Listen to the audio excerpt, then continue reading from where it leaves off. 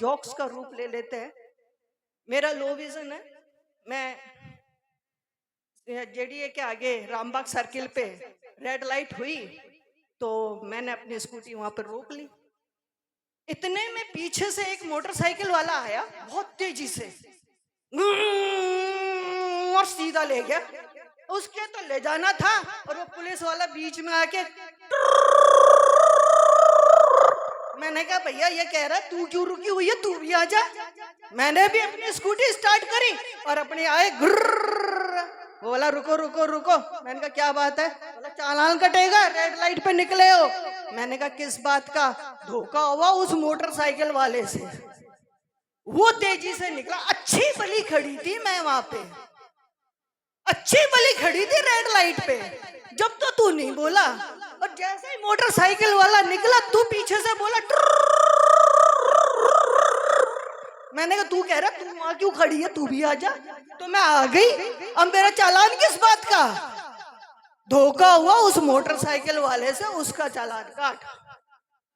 तो वो मेरे रवैये से ही समझ गया कि ये कोई एडवोकेट ही है, नहीं तो ऐसा कोई नहीं बोल सकता।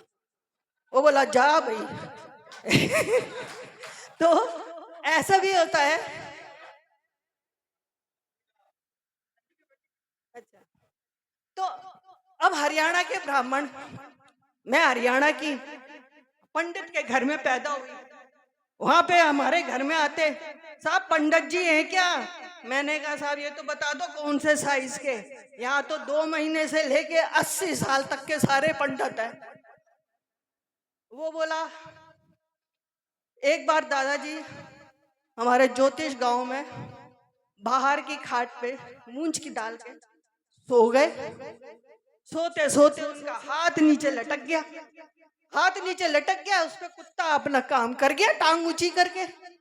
अब वो कुत्ता ऐसा जैसे ही काम करके गया, उनका हाथ गीला हुआ, उनकी आंख खुली।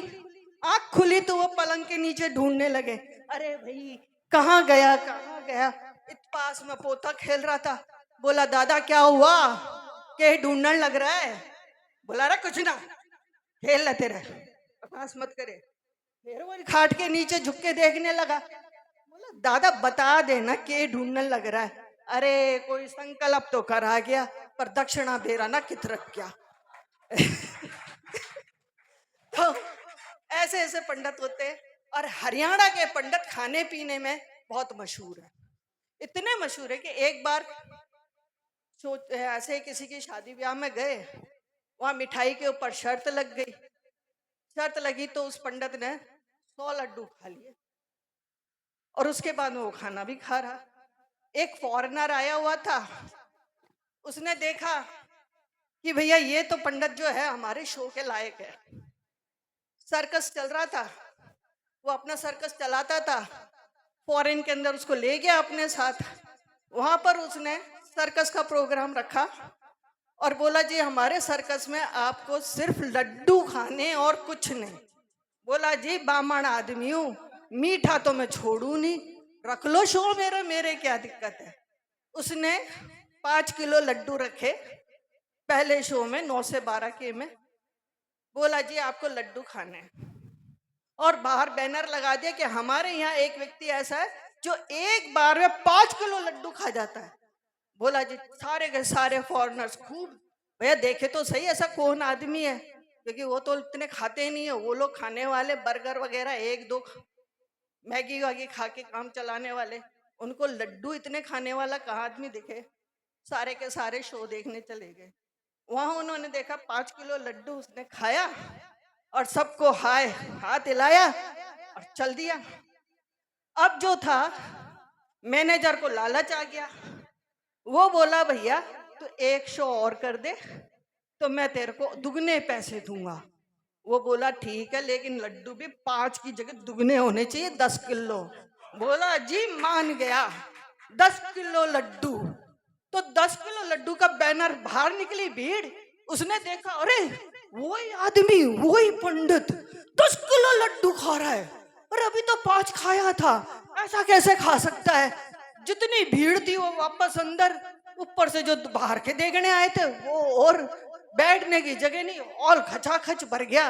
और वो साहब उसके सामने 10 किलो लड्डू तोल के रखे गए और वो 10 किलो लड्डू खा और हाथ हिला, सबको टाटा कर और चल दिया।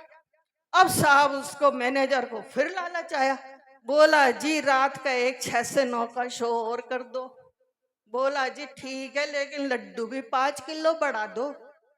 बोला जी ठीक है। बाहर भीड़ आई, उनने फिर देखा, अरे वो ही आदमी फिर और लड्डू खा रहा है। सारी की सारी भीड़ फिर अंदर।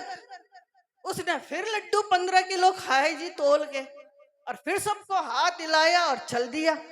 अब मैनेजर ने कहा देख लास्ट शो बचा है 9 से 12 का, तू लास्ट शो और कर दे, तुम जो कहेगा वो पैसा दे दूंगा। वो बोला जी रहने दे, घर में मेरी पंडितानी भी बैठी है, वो मेरी रोटियों पे बाट देख रही है।